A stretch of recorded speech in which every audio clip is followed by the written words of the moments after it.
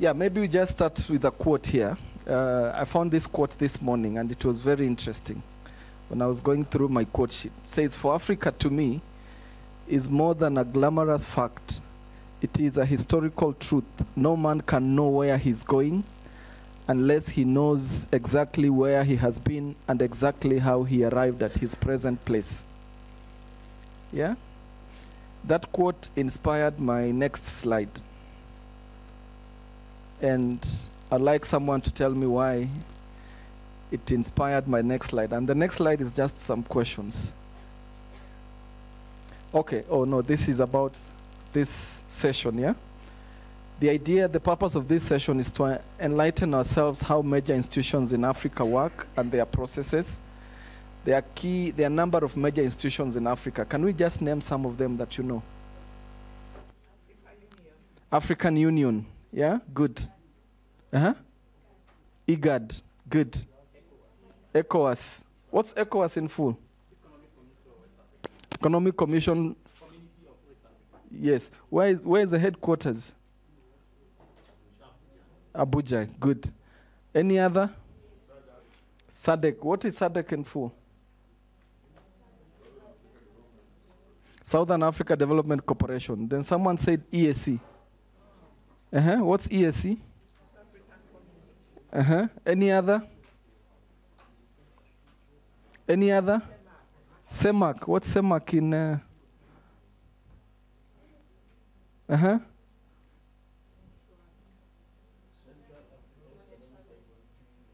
And Monetary Union. Good. Any other? AFDB. What's AFDB? African Development Bank. Any other? It recently had its annual meetings in Nairobi, right? And some of us participated, yeah?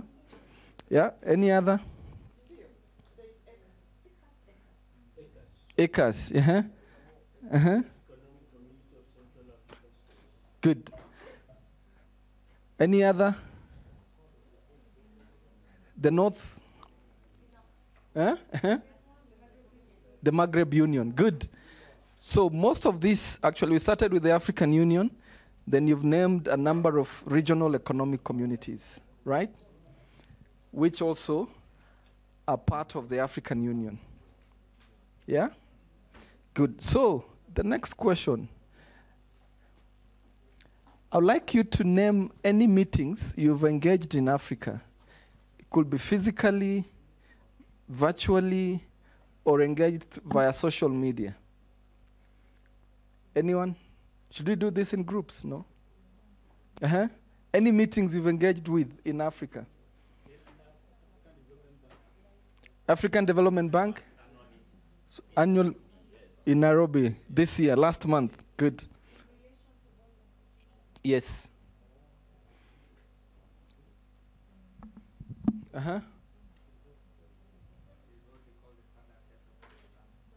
SADC Heads of State Summit. It happens around July, August, right? You've engaged with that? Physically?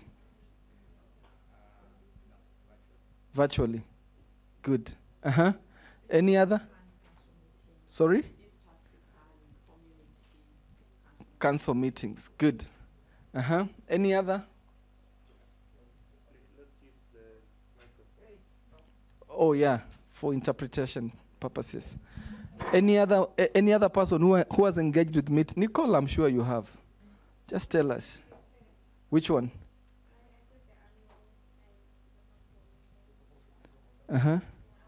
I've seen you in Addis a number of times. Or I've seen you tweeting from Addis a number of times.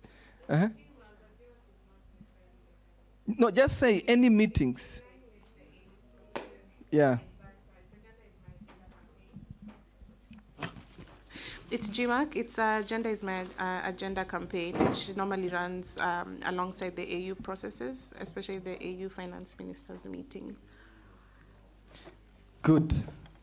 Another one is coming up next month. Another GMAC, yeah? There are 2 per year, so within the first quarter of the year and then the third quarter of the year. Yes, the first quarter of the year. There's a reason why there are 2 per year. We'll talk through them. They happened just before the Africa Union Summit. Anyone else?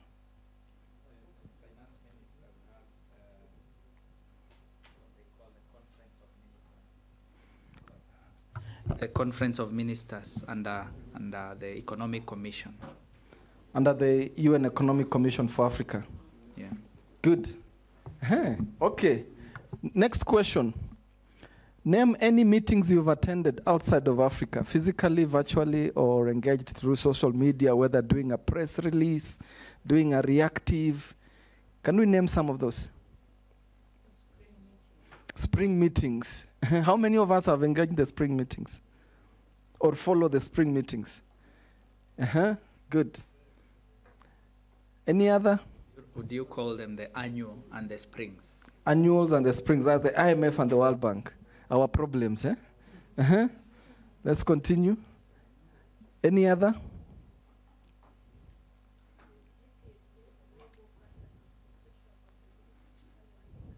GPSA annual meetings, where do they happen? Okay, first of all, the spring meeting, where do they happen? Washington, good. Those ones, where do they happen? Washington also.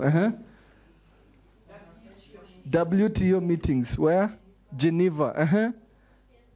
CSW, New York. We are doing well, we are doing well. HLPF, New York, right? Any other? The last annuals were in Morocco, in Marrakesh. The last annuals were in Morocco, the IMF World Bank, and that 50 years later, since they were in Africa, yeah?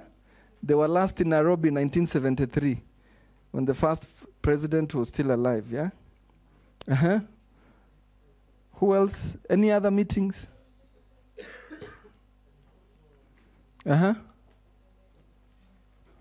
COP?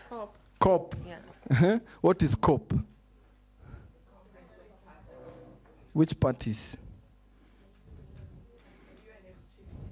The UNFCCC, yeah? Good.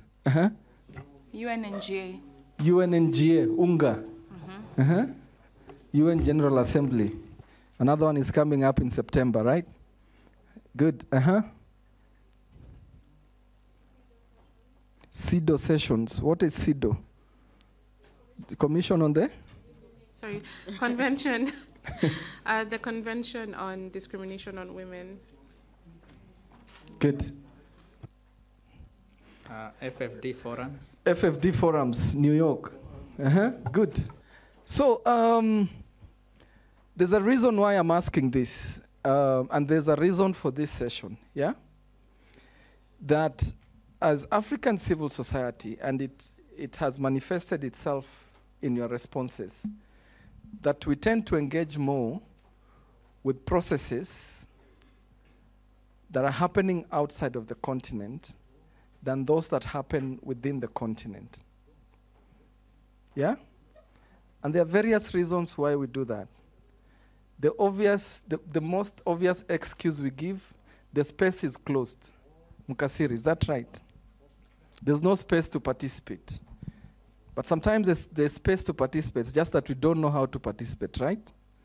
So that's the idea behind this session. And before the spring meetings happen, there are processes that happen within Africa that then lead up to the spring meetings. For example, he talked about the Conference of Ministers of Finance, right? They happen before the spring meetings. Just before the spring meetings. So ministers meet, we are not there. They come up with their common position and the issues they want to go and push in the spring meetings. We have not engaged with them at the Africa level, but we want to now go and engage in Washington, right? Are you seeing the contradiction? So where does our advocacy, influencing policy processes start from?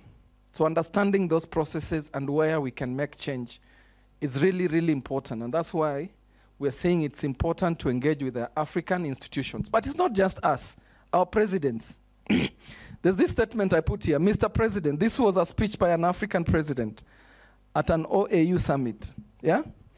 Mr. President, how many African heads of state are present here when they have been duly called to come speak about Africa in Africa? Yeah? Mr. President, how many heads of state are ready to head off to Paris, London, or Washington when they are called to a meeting there, but cannot come to a meeting here in Addis Ababa in Africa? This speech, after making this speech, this person was assassinated. Do you know who it is? And this speech, I just picked part of this speech because this speech, in this speech, he was calling for Africa not to pay debt. And he gave the history of Africa's debt from Thomas Sankara.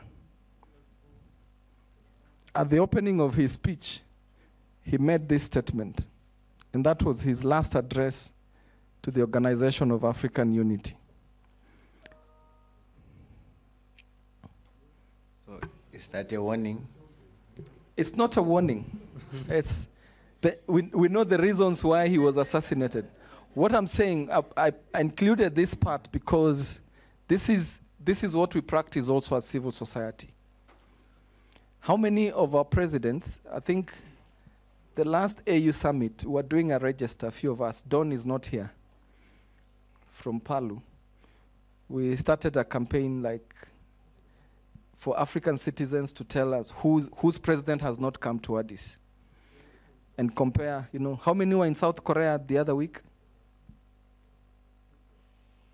For the South Korea-Africa summit. It's not Africa-South Korea summit, it's South Korea-Africa summit, yeah? How many were there? 40 something, yeah? Good. We saw one of our presidents, who is actually senile, being dragged to Washington, but he spent more than 10 years without even coming to AU summit. But we saw him at the US-Africa summit last year. Was it last year or last year but one? Yeah? So let's not copy our leaders. Good. So we've done this already. We've named the intergovernmental institutions, African intergovernmental institutions that we know, but we've also engaged with, right? Those from SADC, how many have engaged with the SADC Parliamentary Forum or know that it exists? Yeah? They are meeting from 1st of July to 7th, next month. Anyone with an invitation? Yeah? They're meeting in Angola.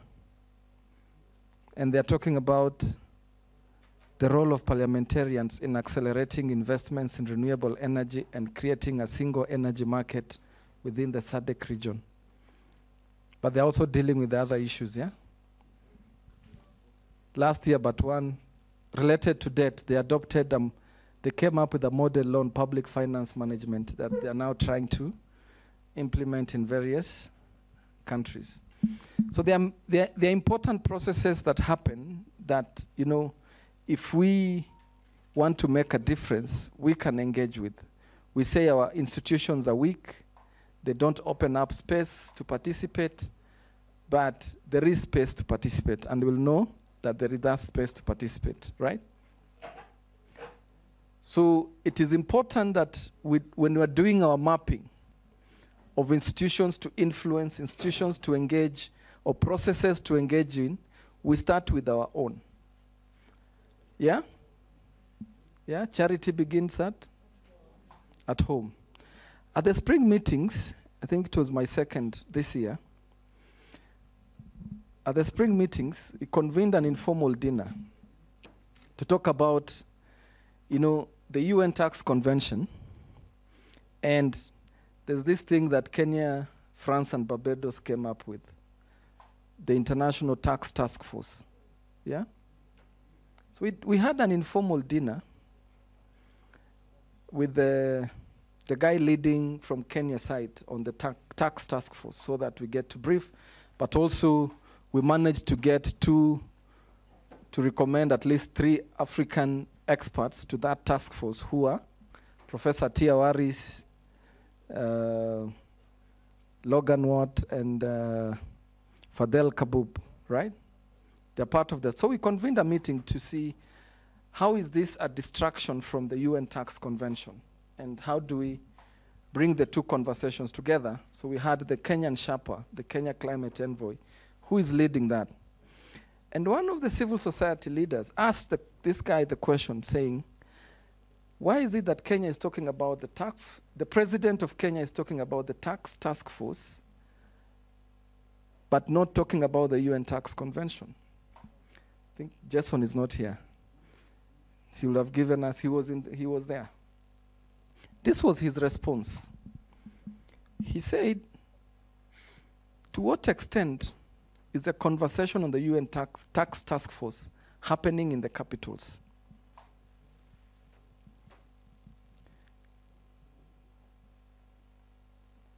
As civil society, we go to New York, we engage on the UN Tax Convention, we don't come back and engage on it within our capitals, right? So he challenged us, like, let's bring this conversation home. Let it not just remain.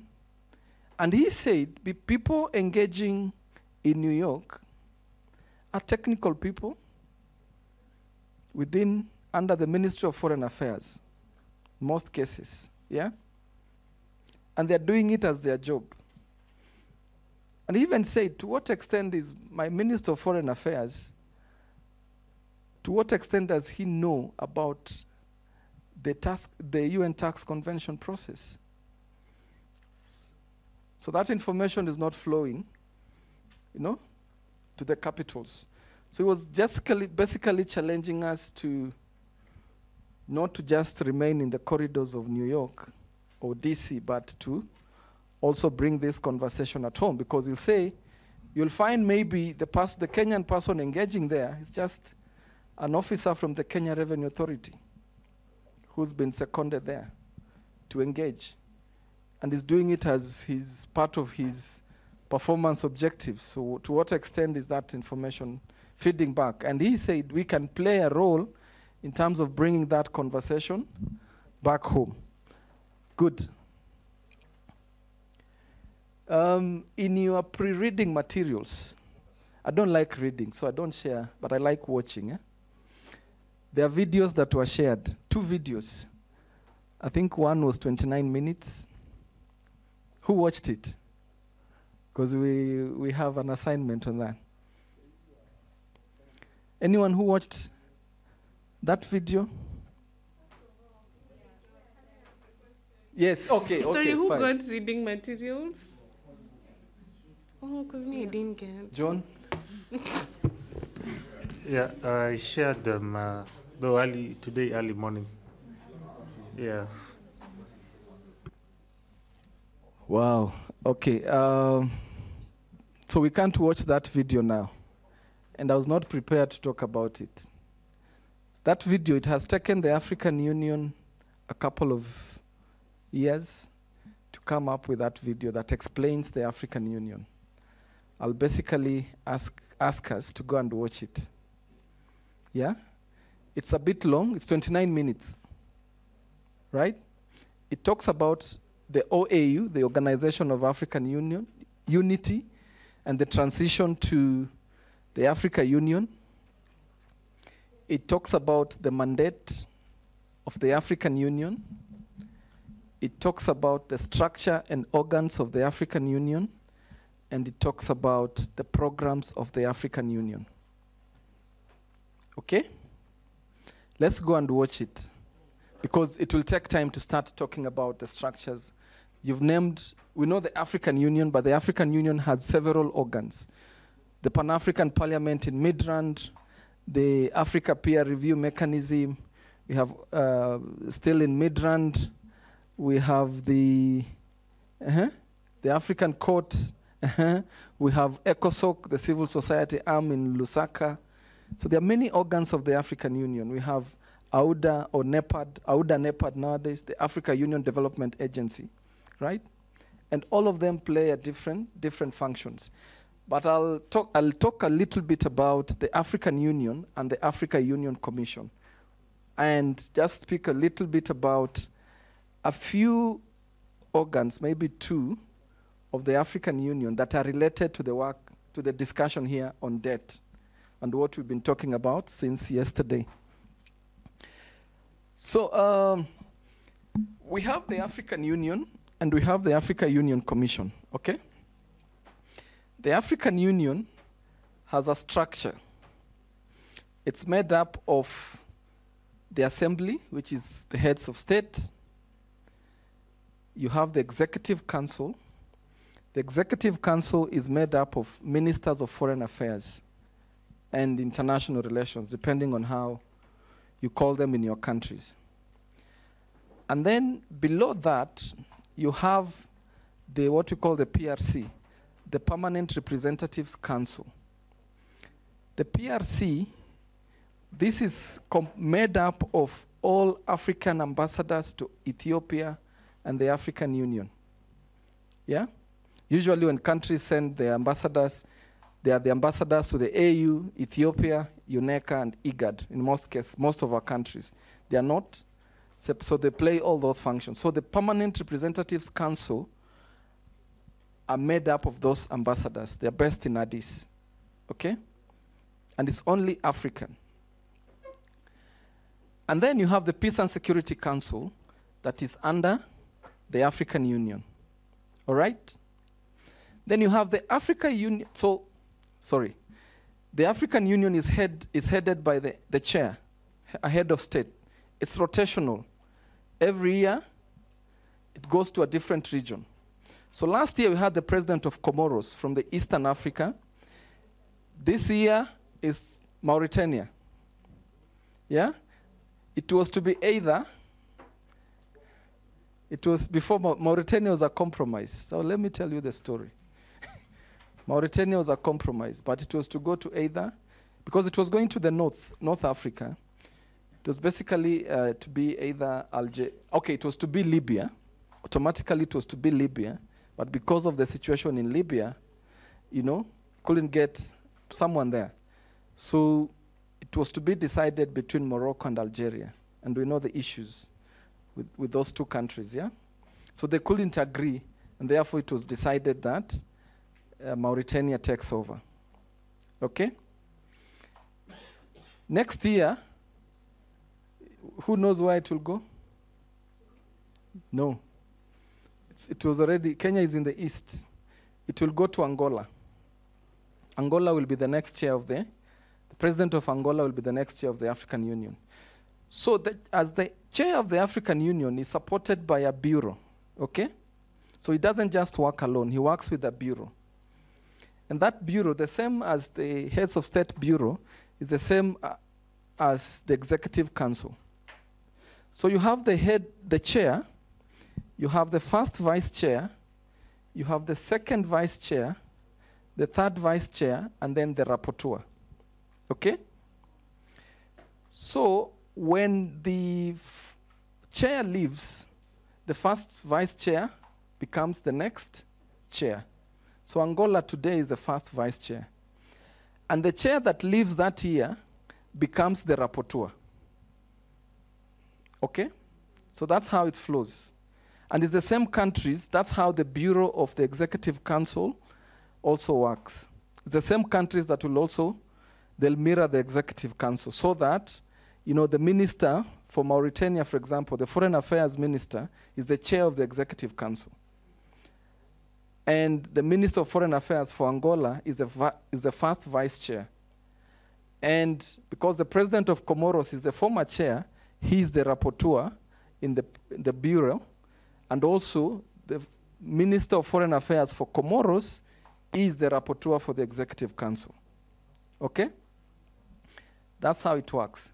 The Africa Union Commission is basically like the secretariat of the Africa Union. Yeah? So it is also headed by a chairperson. And then you have commissioners. Yeah?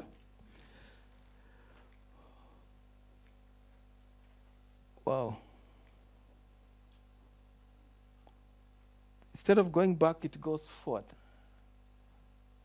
Oh, I've explained this, right? Sorry, I forgot something very important. I've seen it on the slides. The specialized technical committees. So these are like thematic, you might call them thematic working groups. So they're like more like sectors. You have one on health, you have one on finance, monetary affairs, economic development. There are those names. We'll talk about that. And one is happening next week, yeah? No, the week after in Tunisia, right? The first week of July. The specialized technical committee on, yes, monetary affairs, economic planning, and integration. So within the African Union, this is also part of the African Union, not the Commission, yeah? It's part of the African Union. And the people who make up this are ministers of the respective, for example, in health, it will be the ministers of health, yeah? There are 14 specialized technical committees. 10 of those meet once every 2 years. 4 of those meet once every year. And one of those is the finance one. The other one is the defense one. One on defense, peace, something. I'm forgetting the names. There's another one on gender. And I think the fourth one is, I think I had them down.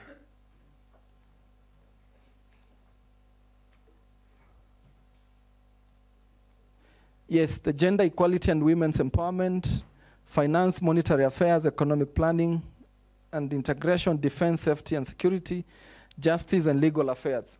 So these ones meet once every year, but the other 10 meet once every 2 years. Good. So I listed this because it's important, and they are meeting in Tunisia in first week of July, and some of us will be participating. Okay? So this is like, it's the prime forum for African ministers responsible for finance, economic planning and integration, as well as central bank governors. This is enshrined in Article 15 of the Constitutive Act of the African Union. But also there are rules of procedures, like Article 5 of the Rules of Procedure on Specialized Technical Committees. So he mentioned that he's attended the Conference of Ministers. These are Ministers of Finance, okay? He's attended the Conference of Ministers of Finance. Until 2017, the African Union and the UN Economic Commission for Africa used to host joint Conference of Ministers meetings annually, okay? And it's related to what I said earlier about Mauritania being a compromiser. So because of, first of all, I should have asked this from the beginning. How many countries make up the African Union? Yeah? 50?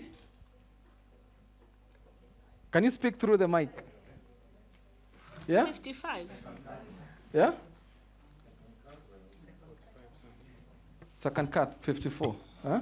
55. 55. How many are saying 54? 54, raise up your hands. 55. Those who are not sure. The African Union member states are 55. Okay? The Sahrawi Arab Democratic Republic is a recognized member of the African Union, Western Sahara. And it considers Morocco, just like we're dealing with the Gaza issue, the African Union considers the Sahrawi, or Western Sahara, that's what we're used to, as a full member. And it made the Morocco leave the African Union. Morocco was not a member of the African Union because of Western Sahara and the African Union's recognition of Western Sahara, but it rejoined the African Union in 2017. Yeah? In 2017, as I said, the AU and UNECA used to host joint meetings of ministers of finance. But because of that, because of the readmission of Morocco, in any AU meetings, Western Sahara participates as a full member. So in Dakar in 2017, during the African Ministers of Finance, Morocco protested participation of Western Sahara. Yeah? And stalled the meeting for 3 days. The meeting could not start. And the AU stuck to its position that the Western Sahara has to participate in that meeting. And then because the meetings are joint, AU and UN, UNECA is UN, there were interpretations from New York and from Addis. And eventually the meeting was called off because the AU stood its ground. Yeah? And I remember, I think it was the Minister of Finance for South Africa, or Zimbabwe, one of those, that said, whatever eats the tail will one day eat the head. So we have to deal with it before it eats the head.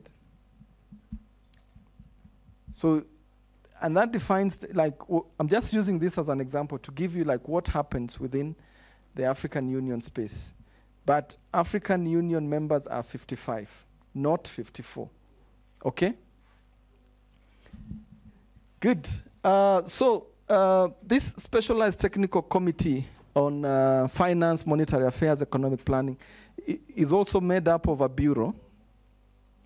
And the bureau is composed of chairperson, vice chairperson, second vice chairperson, third vice chairperson, and rapporteur. You can see the same with the Bureau of the African Union and the Bureau of the Executive Council, okay? It's the same as the PRC.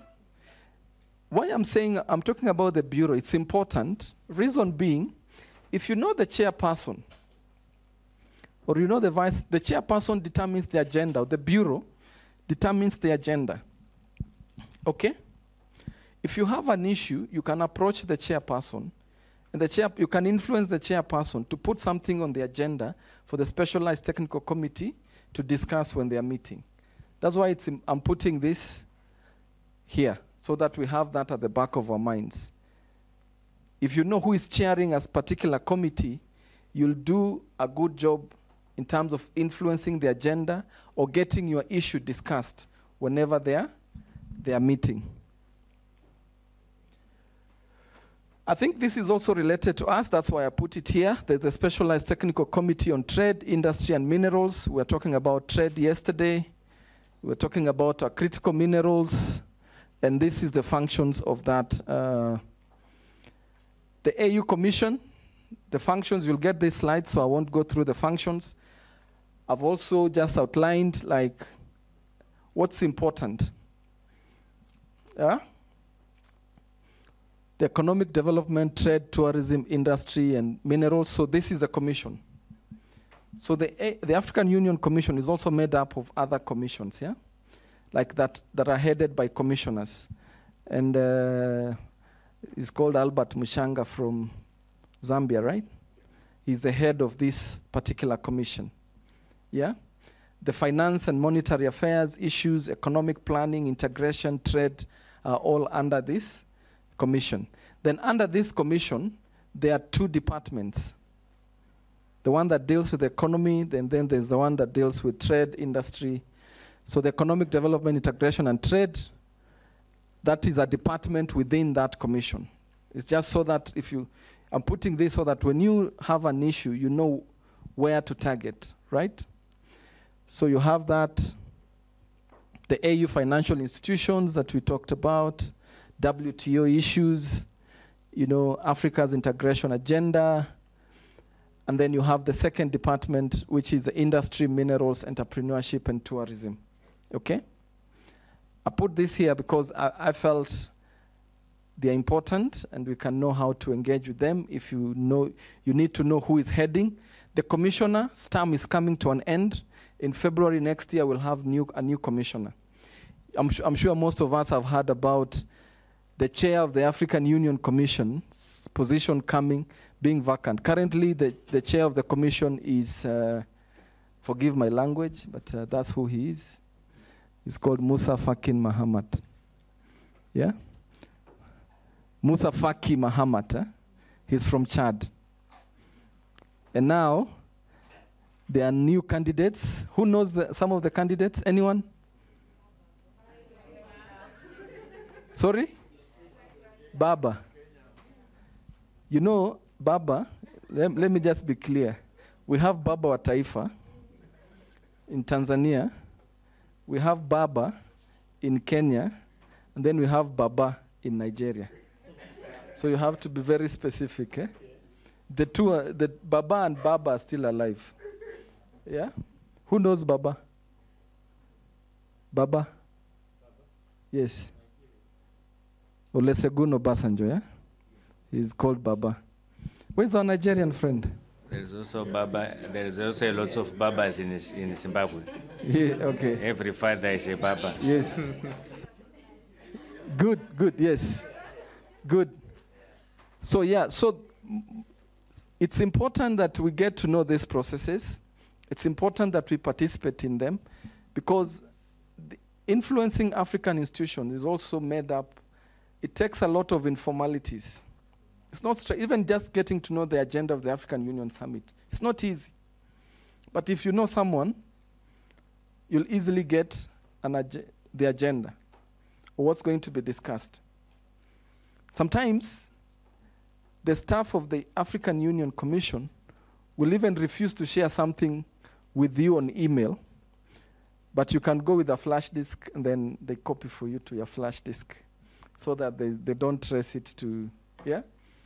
The informalities that are involved in these spaces, it's important that we are aware of them. How many know about ECOSOC? Anyone from Zambia? It's headquartered in, this is like the CSO parliament, yeah?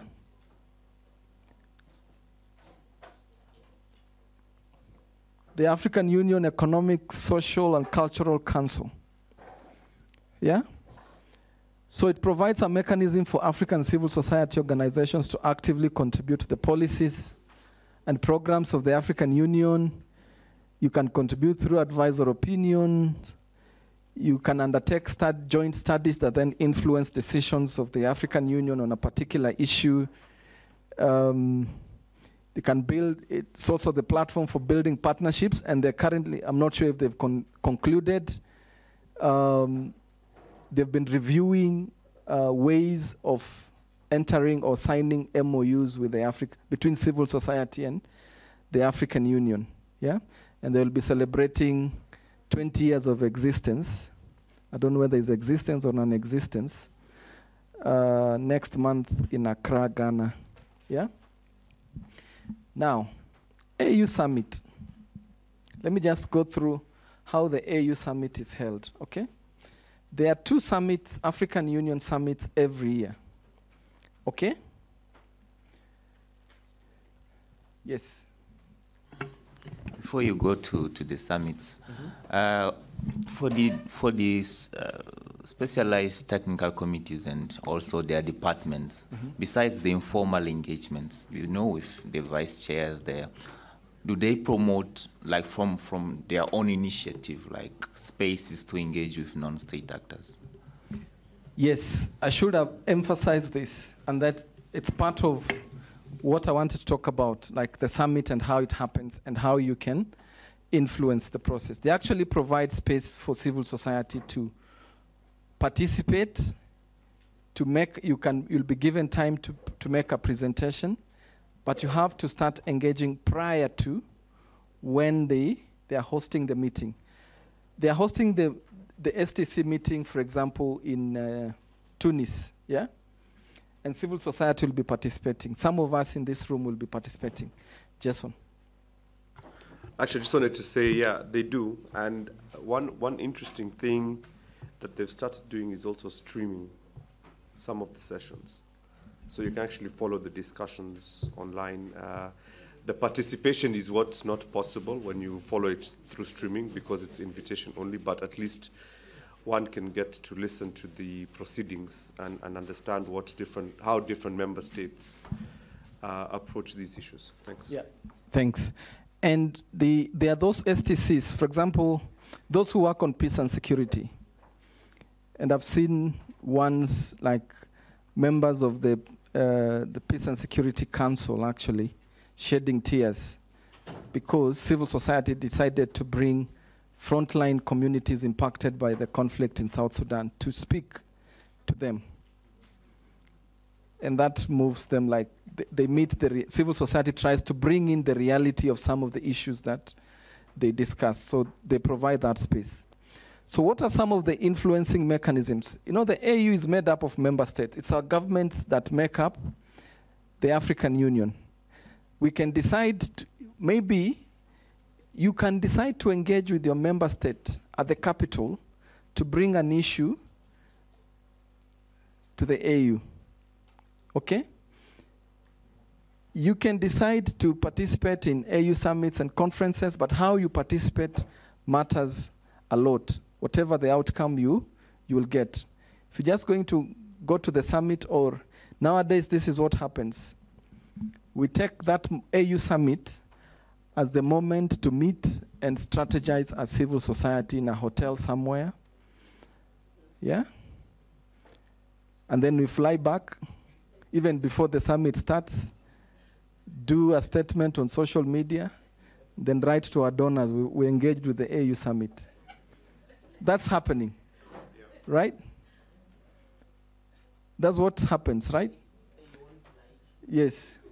You can submit position papers. We do a lot of research. We pay a lot of consultants, yeah? How does that feed into those structures? We can collaborate with the AU organs and agencies. For example, TGNA is collaborating on the Pan-Africa Conference on Illicit Financial Flows with the African Union that is starting next week. Yeah? Also in Tunis. So through those collaborations, you're also building partnerships, you're building trusts.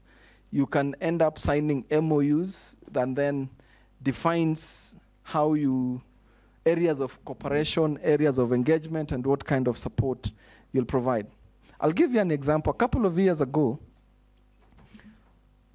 we collaborated with the Department of Communications just to do calendars, but with members of the Permanent Representatives Council.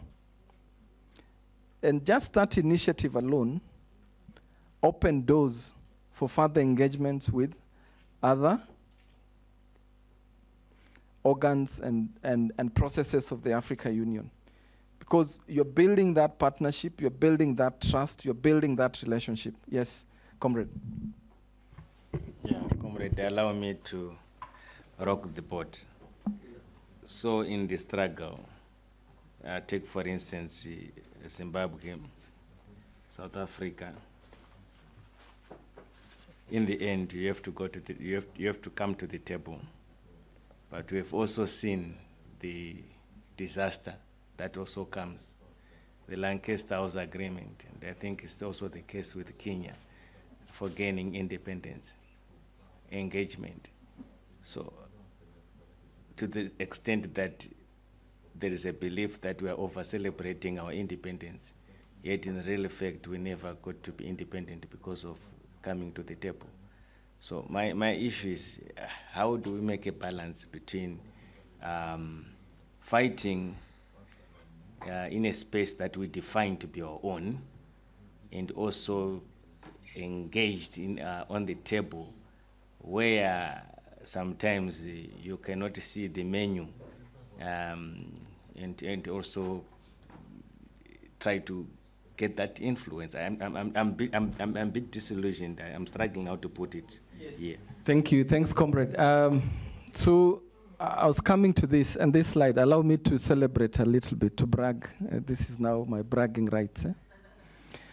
And, you know, I've been talking about engaging with the AU processes. And it's not just maybe, I'm attempting to answer Mkasiri. It's not just about being on the table, but how do you build pressure? I didn't want to go into influencing strategies because we've been doing this, we are good at it, right? The insider and outsider strategies that we use to influence this. I hear the AU is a difficult, I'll be honest with us, it's a difficult space to engage. Even just getting accreditation to that space. Madam Nkosazana Zuma, when she was the chair of the Africa Union Commission, she closed civil society space in 2015. Civil society used to access the plenary sessions of the AU Heads of State Summit. They could be given space to speak, but she felt it was a it was a distraction. Yeah? Heads of state could come to sit down and they find we've placed leaflets on their seats. Like directly, yeah? You make a very short statement, you go and place it on the seat. So, because when it comes to sit, they'll have to look at it. They'll be forced to read. You'll have passed your message, yeah? So there are different tactics that you can use, and we'll talk about tactics here. So how do you devise your insider and outsider strategy? And to be honest, if you want to engage with the African Union Summit, and you go to Addis Ababa in February for the summit, you won't do anything.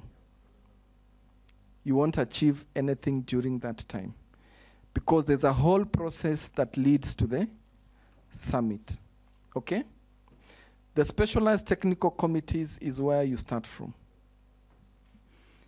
because those are the ones, they'll prepare their reports, they'll present those reports. So let me now outline how the summit happens. So the specialized technical committees, they'll meet, discuss, exchange emails, draft reports. Then, beginning of February, usually mid-February, the PRC meets, okay? The Permanent Representatives Council meets. And remember, by November, for example, by November this year, end of November this year, they will have consolidated most of the reports. They will have come up with somehow draft agenda. So how you've engaged with them this year will matter before November. If you want to host a meeting within the African Union, you'll need to have approached a member state that you want to co-host the meeting. It's easier to co-host a meeting within the Africa Union Summit with a member state, okay? So how you engage by November will determine whether your event will be part of the official agenda, or you can even be allocated a room within the Africa Union itself, the headquarters. So, in January, the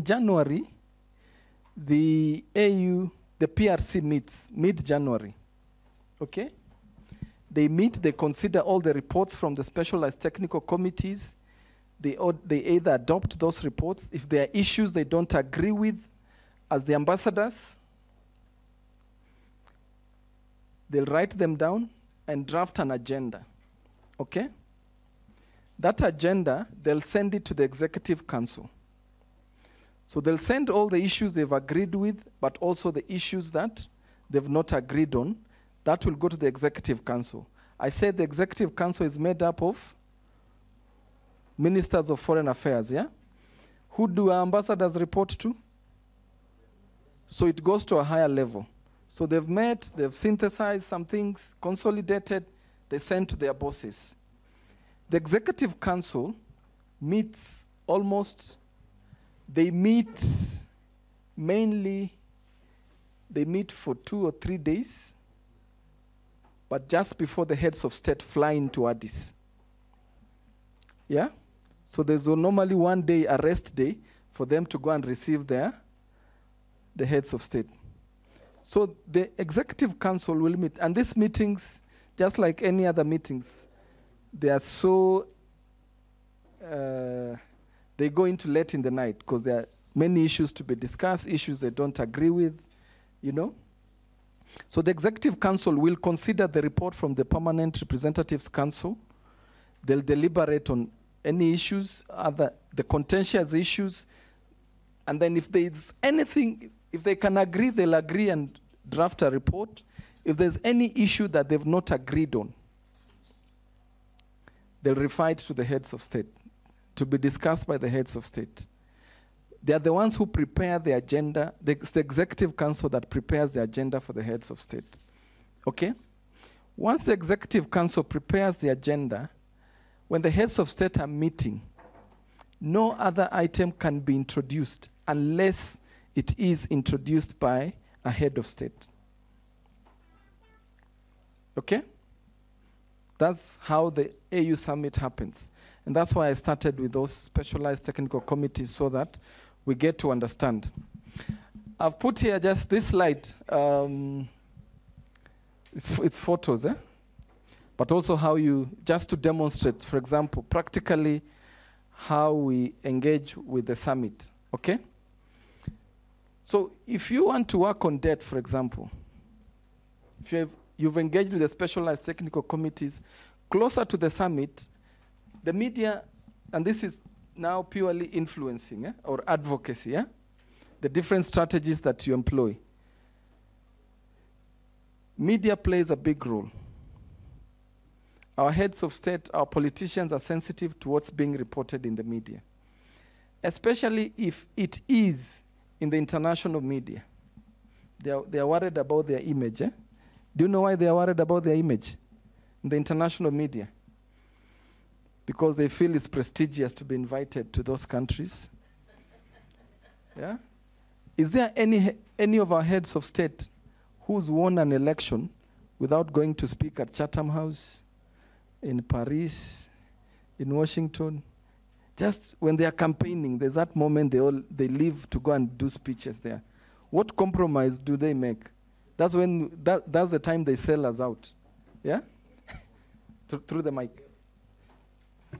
When they win, I don't know if we have noticed, they also all go and bow to the Pope. And the Pope was in the G7 meeting last week, yeah? Good. So normally, we've tried to build a narrative in the media, okay? So that you get the media to talk about these issues. Like you are trying to set an agenda, okay? So you can do opinion pieces. You can get an African leader. Like, for instance, if you have contacts with Financial Times or Project Syndicate, The Guardian, our presidents, you talk to the presidential people, they'll readily accept for even an op-ed, the one you've written, to be published in the president's name. Yeah? So you can do an op-ed, sell it to them, not money-wise, but I mean, talk to them saying you would like President Ruto to publish this. You are setting a narrative. You know what you're doing yourself. So that when he goes to the summit, it doesn't contradict what has been published in his name. You'll raise that as an issue. So this is one of the summits last year. So you'll find, for example, we did an op-eds in the media, tried to set the narrative. There's all these engagements. Anyone from Kenya here? Who knows this guy? I know you hate him now, but let's just... yeah? Is that the current Professor Njuguna? Who is he? The Minister of Treasury. The Minister of Finance, right? Finance, yeah. Anyone from Ghana? No Ghanaians here. The immediate former Minister of Finance, Ken. And so all this, I'm just now presenting to you like a typical influencing the AU Summit. So this is a presentation, this is speaking in one of the specialized technical committees. Okay? These two guys were present.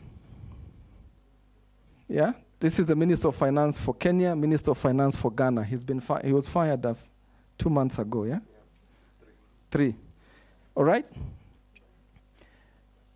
So that is before, way before the summit. You've engaged with in the specialized technical committees. Closer to the summit, you've set an agenda here. You're building a narrative, okay?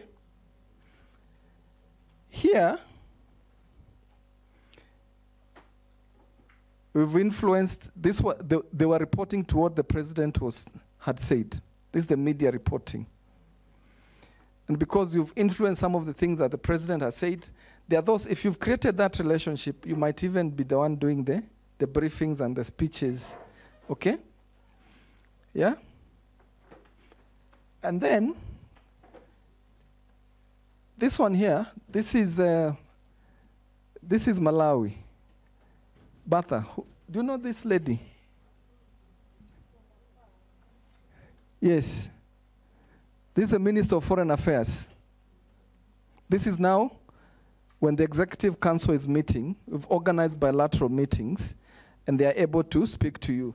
And then you have here, this guy here is the Minister of Health for Sierra Leone. So you provide those informal spaces where you can now talk to them one-to-one. And sometimes, like the AU Summit, I tell the people, you really don't have to get accredited. You don't have to be at the summit itself. Maybe you just need to be booked at a hotel where your minister is staying. Yeah? These are now tactics. Eh? You don't need to go to the summit itself. Just that hotel.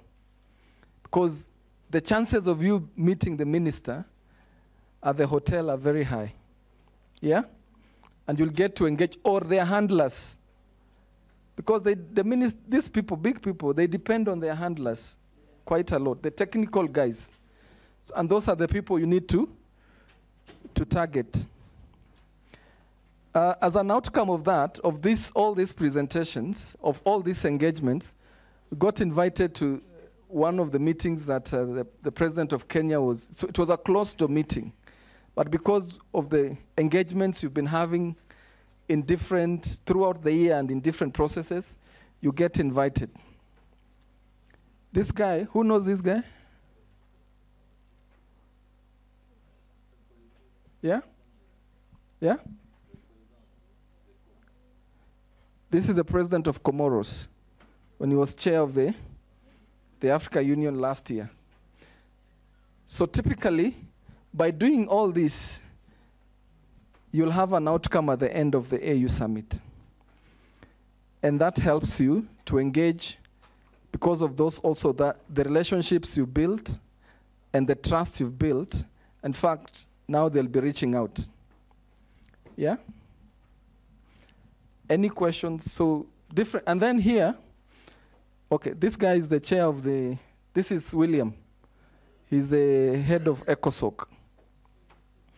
And then in terms of setting narrative, and Jason, we did this together. Yes, this year, we hosted a media briefing a day before the heads of state started meeting. And that timing was important because most of the journalists have come to Addis. We had it was a hybrid media briefing. We had a number of journalists in the room and about 40 other journalists joined online. And the number of articles, and we just focused on debt. And here, we had an Africa Union representative on the panel. Okay?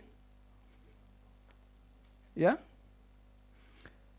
And the number of articles that were published from this media briefing and the reporting that came out of that influenced some of the leader speeches. Like, this is what Africa is calling for. The following day, a number of, led by President Nana Akufo-Addo, Ghana Beyond Aid, they were hosting a meeting on African financial institutions. And this media briefing played a role, including inviting some of the civil society representatives into that particular launch of Africa financial institutions. Okay?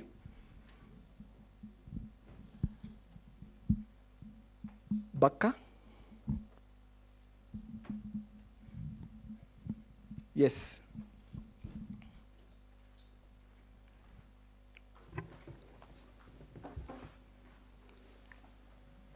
Thank you very much, Jos, for the presentation. Not the content, but the way you did the presentation. I want to take one thing home, and I want us all to take that home. You were telling us about where to engage. We really fail on that. That is, we engage in New York, whereas we haven't started in our capitals. But I would have liked you to insist and go further down to say that we need to start at home. That's where it starts. Before you even got to the technical committee for finance, for instance, you need to have engaged with people in your Ministry of Finance as they prepare for that technical committee before you go up, as you said.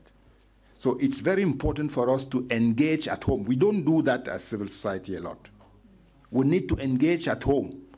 And the way to engage is, as you said it, that is, you don't need to get an audience to meet the minister. Look for the people who work in the ministry. Those small hands can help you bring up an issue that you want to discuss or that you want people to consider.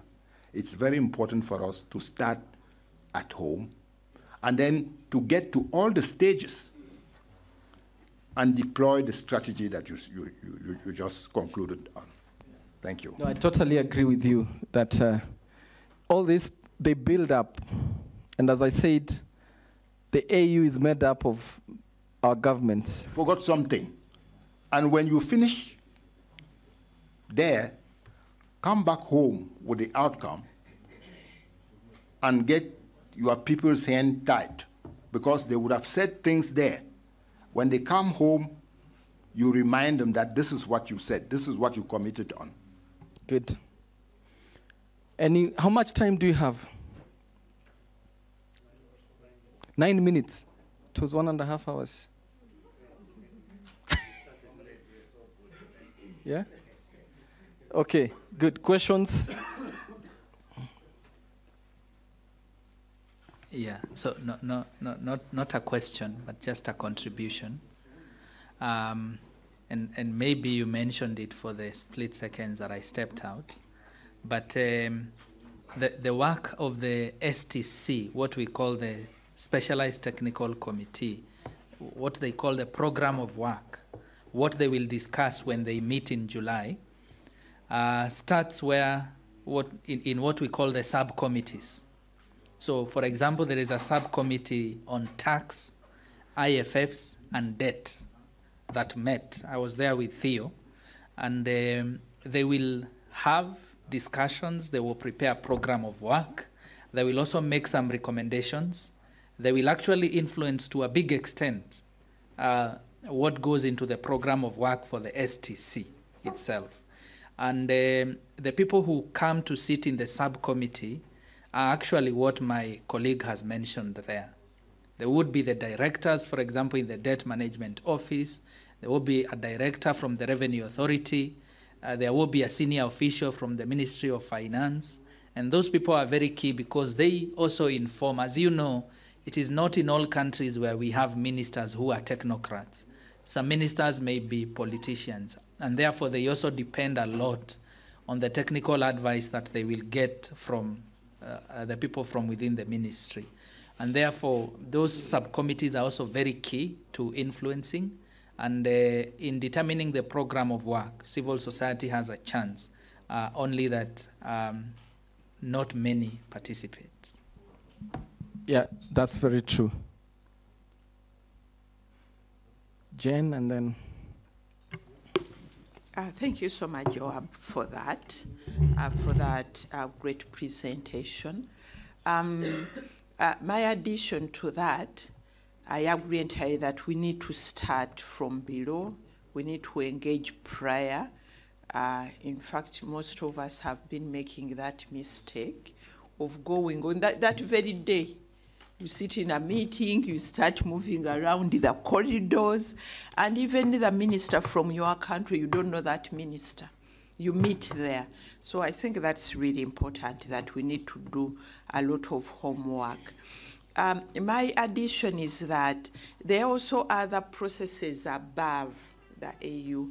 I'll give you an example of the WTO in Geneva. Geneva has the Africa group in the WTO. So you need to engage them before you go to Geneva. You again engaging from below in Addis and then also in Geneva. Thanks. Thank you so much. Thanks for that. There are many, as Jen says, there are many groups. You'll find the Africa group. You'll get the G77 plus China in all these multilateral processes. Like currently, Uganda is the chair of the G77 plus China. So if you go to New York, try and get Ambassador Donia. He's a very receptive person, very intelligent, and is leading any negotiations within the multilateral processes on behalf of the G77 plus China, okay? And it's important to know these people. But also, I'll give you an example. Jason, I think there's this one night in Nairobi, and it's just about taking advantage of moments. There's going to be the TRIPS during COVID-19 vaccines, and that's whole issue around the TRIPS waiver. The TRIPS Council at WTO was going to meet, and there were, you know, Sierra Leone was chairing. Yeah? Sierra Leone was the chair, and the person was under pressure. And because we knew someone close to the president of Sierra Leone, and the president of Sierra Leone had flown to Kenya to celebrate as the chief guest for the Independence Day, and we knew the hotel he was staying. I think Jason and I went at night to meet his advisor, who then, when we briefed him, he was like, this guy was my student. He called the person immediately and asked for a brief and said, the president wants a brief on this and this and this, and what our position is on this. And even the minister, he first of all called the trade minister, who was not aware about that meeting happening. Then decided to call the guy directly in Geneva. And he said, boss, the president wants a brief on this. And the guy started panicking, and it changed a few things. So sometimes just taking advantage of some moments that come up or opportunities that come up to do certain things. I wanted us to do the exercise, but so that we can try and draw up a plan for the next AU Summit based on what we've said, but because of time, I think I'll come to you. I put in a slide, because this is a new discussion, or a new topic, AU in the G20, and how the AU is organizing itself to engage in the G20. The AU structures are not the same as the EU structures. So the last summit in February, the AU summit in February, was dominated by how AU is going to organize itself to engage in the G20. Because you have who will engage in the ministerial meetings, the central bank governors meetings, the leader summits. So these are the preliminary decisions that were taken in February this year. That in the Leaders Summit, the AU chairperson, assisted by the Africa Union Commission chair, will represent the AU and debrief during the February assembly of each year. Okay, debrief the rest of the presidents. And then that the Africa Union Commission chair will propose positions to the assembly to be advanced as African common positions in the G20 Leaders Summits. So in every February AU summit, there will be like an adoption of a common position that the AUC chair would have presented. And then participation in the ministerial meetings. This is what was decided, that the AU Executive Council chair, so the Minister of Foreign Affairs of Mauritania, assisted by the AUC chair to represent the African Union in the G20 meetings of the Ministers of Foreign Affairs. Okay? And then the chairpersons of the Africa Union Specialized Technical Committees. You see how this is coming up and why it's important, yeah? Assisted by the respective commissioners, okay? Like Albert Muchanga and so, to lead African delegations to G20 sectoral ministerial meetings. Then the chairperson of the STC on Finance, Monetary Affairs, Economic Planning and Integrity, assisted by the Commissioner for ETIM, to attend the meeting of the G20 finance ministers and central bank governors, assisted by respective commissioners. Then the ministerial representatives of the G20 to propose draft African common positions through the specialized technical committees for consideration by the Executive Council before it is advanced in the G20 ministerial meetings and the Leader Summit. So you can see why I was emphasizing on engaging with the specialized technical committees, right? Yes.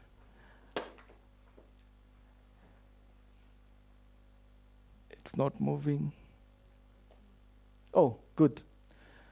How many know who a Sherpa is? These guys play an important role. They're like the main guys you should know. Sherpas and sous Sherpas.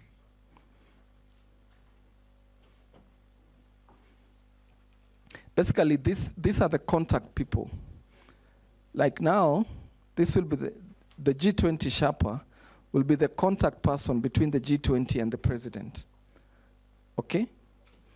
And so the AU chairperson to appoint a Sherpa as the AU G20 contact point, the Sherpa shall coordinate with the chairperson of the AUC and the AU member states on the positions to be advanced in the various G20 ministerial task forces, working group meetings to ensure that the African Union prepares common positions ahead of each G20 meeting and speaks with one voice in the G20 meetings.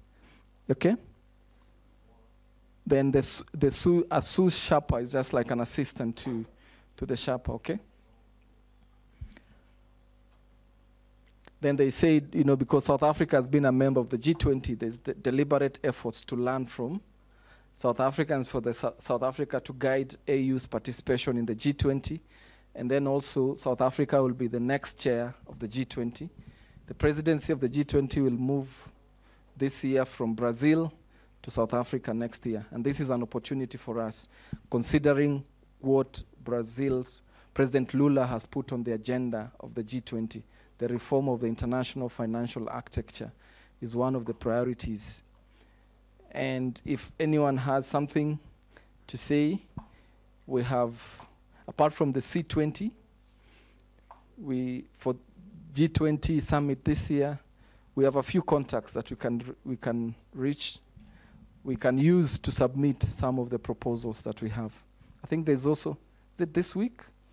There's or last week, the G20 civil society convening in Brazil.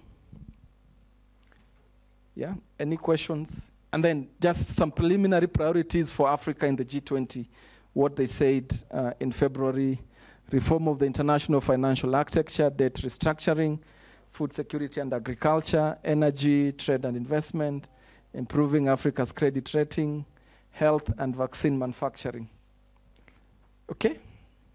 Questions? Your hand was up, whether in the previous presentation or on this one. Okay, thank you.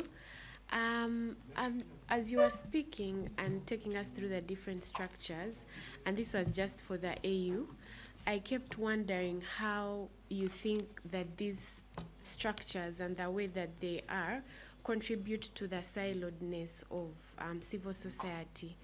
And also disconnection of the issues, so that then maybe we don't see the intersections, because then you have to work, someone has to work specifically on like tax, so that then they contribute to like the tax committee.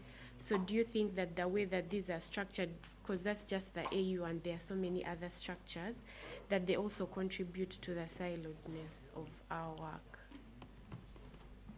Partly yes, but not entirely, because when you look at some of the issues and how they are, even these specialized technical committees, they don't just meet, sometimes they are joint committees. You'll find the Committee on Finance, for example, meeting with the Committee on Health. And we saw that especially during COVID time, there was a lot of coordination amongst themselves. And even that coordination contributed to the adoption of a single procurement process for the COVID-19, how did you call them? All the masks, the gowns, and there was like they came up with a single procurement process. Yeah. all those, there's a way the African Union was like sourcing jointly and then distributing to the rest of the member states under the leadership of President Ramaphosa, was the chair of the AU at during that time. And that's when we saw like Africa Union like coming together, and the consolidation of when multilateralism was breaking in other areas. I think in Africa it was consolidating more. And it was because of that leadership that was being provided at that time, but also the Bureau. Like every other week, President Ramaphosa was convening the Bureau, and I talked about the Bureau and who makes up the Bureau and why that is important, yeah? Any other, yes? Okay, thank you very much for such an enlightening presentation. So I would like to maybe practically speak on the situation that's happening in my country, where Zimbabwe, where our civic spaces are shrinking. This year we're going to be hosting the heads of state for the SADC summit. So I'm already thinking on ways of influencing, but then again the question on whether you're going to be labeled a regime change agent and the closed civic space on itself. Are there any maybe best practices in terms of how we can influence and engage within the process of the summit? Yes, there are many processes, whether you want to engage through the Zimbabwean government or you want to engage through the SADC Secretariat in Botswana, yeah? Yeah, in Gaborone, the Secretariat. You can start engaging early enough with the Secretariat if there are any issues that you want to. If the SADC Parliamentary Forum is meeting next month, early next month in Angola, for those, you can present Madam Sikomo, the Secretary General. She's a very receptive woman, and Jason has a good relationship with her. Yeah? So there are those ways. I think 1 or 2 years ago, SADC also established what they're calling is it the elders? Not too sure if that's the term. But like a panel of the wise, which is made up of former president. I know Kikwete is a member of that. That could be another group that you can engage to bring up an issue. Is like respected former or prominent people within the SADC region. It could be an avenue for you engaging. I understand with the issues.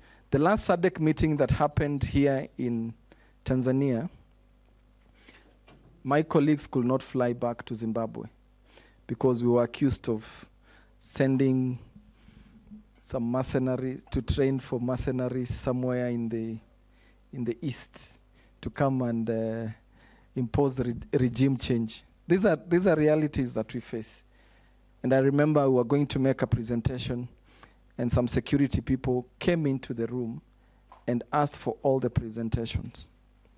And it was because President Mnangagwa, the summit was here, not even in Zimbabwe, had been elected as the person in charge of security and something, and there were a bit tensions back home and people were protesting that, yeah?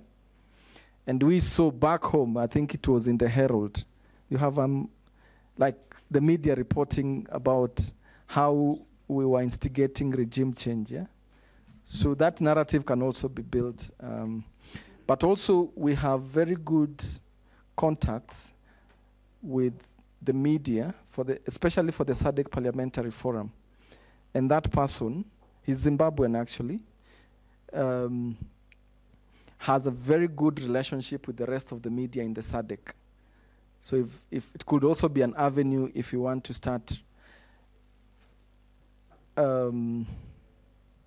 engaging with the media on the SADC summit, what should be priorities, the issue of opening up civic space. And we're seeing, to be honest, civic space in Africa is shrinking, but in some places it's opening.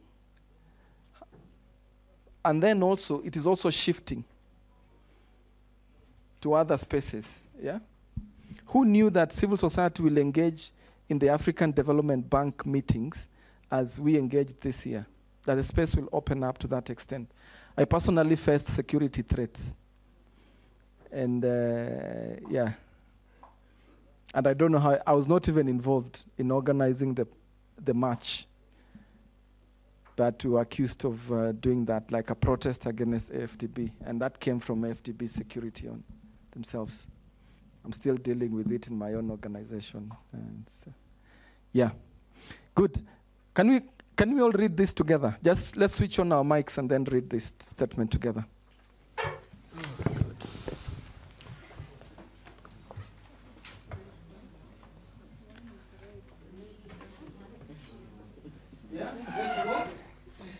We think that debt has to be seen from the perspective of its origins. Debt's origins come from colonialism's origins. Those who lend us money are those who colonize us. They are the same ones who used to manage our states and economies. These are the colonizers who indebted Africa to their brothers and cousins, who were the lenders. We had no connections with these debts. Therefore, we cannot pay for it. Debt is neocolonialism, in which colonizers have technical assistance. We should rather say assassins. They present us with financial backers, as if someone's backing could create development. We have been advised to go to the lenders. We have been offered financial arrangements. We have been indebted for 50, 60 years, and even longer. That means we have been forced to compromise our people for over 50 years. It's a long speech. It's a long speech, but I picked that part. We can switch off our microphones. Who can guess who said this? Yes. His last speech, where I got that first statement. Remember? What did it say? It is our own reflection, yeah? And then Sekou Toure said, now this is to us, to take part in the African Revolution, it is not enough to write a revolutionary song. You must fashion the revolution with the people. So how are we carrying the people along? All right? A people without knowledge of their past history, origin, and culture is like a tree without roots, okay? So let's start engaging with our own institutions. Let's be rooted. Yeah? As I said before the African Ministers of Finance go to the spring meetings, which we all raised our hands, we go to, they first of all meet, yeah?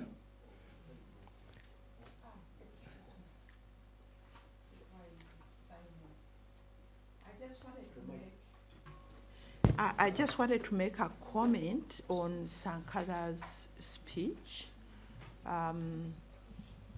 It's very moving, but it should be it should have been in the continuous, because the way he said it, it was in the past, like things have ended.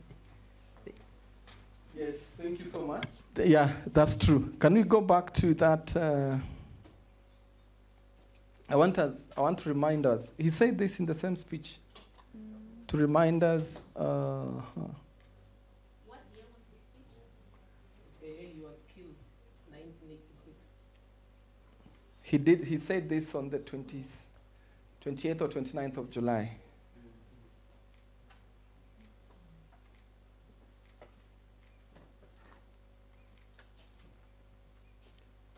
How do I go back to...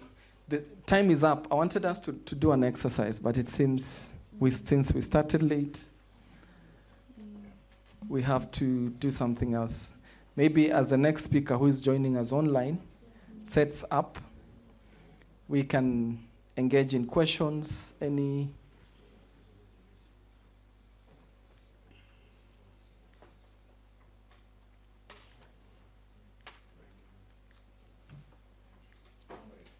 Yes. Yeah. And I think in this conversation, around debt, because you have invoked things that the spirit of the likes of Thomas Sankara.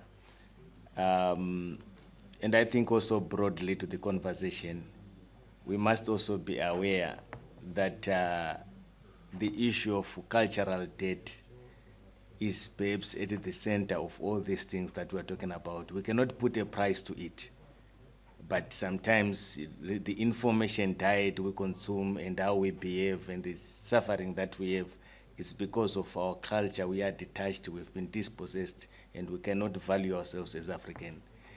I'm saying this because normally I want to bring, in a way, Botswana as an example, that by value they are the global lead in terms of production of diamonds. And their currency is named after their most precious natural resource, and it is not diamonds, it is the rain. Pula means rain. So in all this context, our values get to be lost to the point that we think that we need debt or we are in debt, but largely because of the cultural liability that we have because of colonialism, slavery, and other forms of cultural imperialisms that are imposed on us. Thanks. I think that's true. And just to say, I think I also said yesterday that next year provides, and that's why I wanted us to do that exercise. Like, how do we engage in the next year's summit that is focused on reparations and justice for Africa and people of African descent? Unfortunately, the champion of that, I think, is going into elections this year, the president of Ghana. We'll see who becomes the champion of that, of the reparations agenda at the AU level. So just to say that also different presidents champion different issues, yeah? For example, on reparations is the Ghanaian president. On vaccines, building the manufacturing capacities of Africa, it's this guy who globetrots, William Ruto.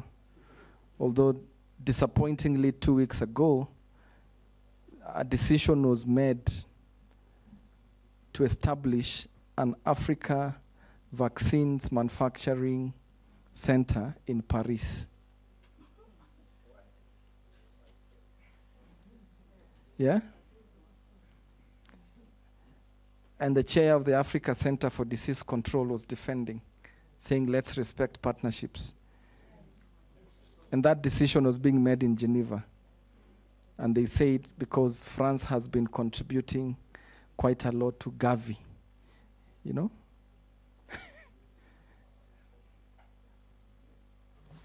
Thank you very much for the presentation and the conversation. I absolutely agree about this approach of engagement. I do believe it's important to have a strategy that goes intergovernmental and then what they call grassroots.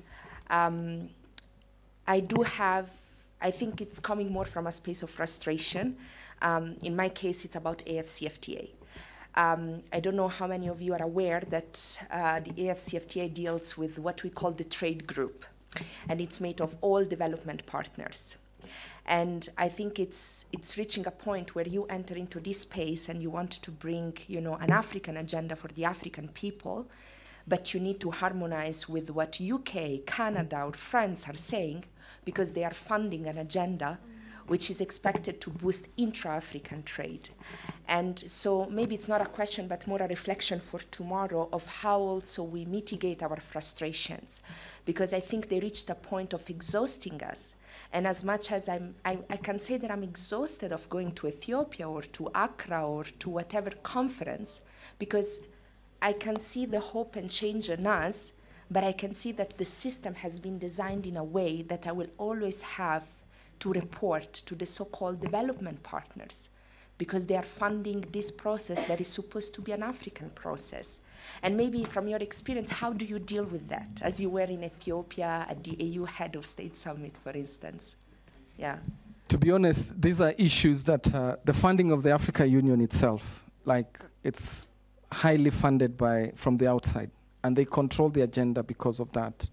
If you look at, for example, the economy, finance, what I was talking about. If you look, typical example of that department, it has 5 people. Or 5, no, Patrick's team, 4 people. So you have Patrick, who is funded by the AU. You have 1 person who's being paid by UNDP, seconded by UNDP. 2 people today paid by GIZ. There's 1 joining in July to work on debt by GIZ. And initially, for example, GIZ used to give the AU money, the AU recruits. Now they recruit and send. And they go for induction in Bonn for 2 weeks. That's what we're dealing with. These issues are discussed at the Africa Union level, at the heads of state level, but they don't get, because African member states don't put in money. They even put a cap, like every member state is supposed to contribute up to a maximum of $250,000. But that doesn't happen. They came up with a model of financing the African Union, whereby every country will be required to remit 0.25% of all import duty, of all the goods that are the import duty you levy on the goods imported to the continents. All countries were supposed to remit as a way of financing the African Union, and that could finance 100% of the operational budget of the African Union. But that has never, South Africa, Egypt caused problems, saying their 0.25% is very high. They put in a cap, they still could not agree, so that decision has never been implemented. So those are some of the realities that we face. There has been a discussion, for example, at the heads of state level with the foreign military bases in Africa, Djibouti and Kenya in particular. And there were questions of whose security are those military? Is it the African security? So those are issues that we have to contend with, but we have to speak about them. Eating into the time of the next speaker, and allow me to end it here. We can have this discussion again during tea break, yeah? Cool, thank you so much.